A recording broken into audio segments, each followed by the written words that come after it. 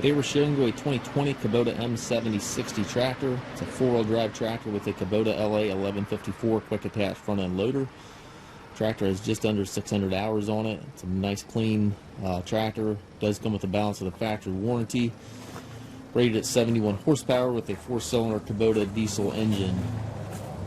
Has the skid steer style hookup here for your bucket connection. Mirrors on both sides of the cab. It's got the doors on both sides of the cab. Has the Goodyear Radial tires front and back. A bit wider tires up front there than your standard tire. Work lights in back of the cab here as well. Rear remote back here. 540 PTO. Has a telescopic 3-point arms. Stabilizer bars. Some very clean tractor, as you can see. Show you the inside of the cab. Has a suspension seat here for the operator.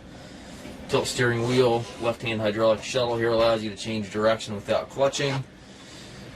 8-speed transmission. You got 4 gears on the orange lever right here, and then high-low range on the shorter orange lever right here. Hydraulic 3-point PTO all over there to the right. Also have your loader controller over there to the right. At the top you've got the climate controls and radio.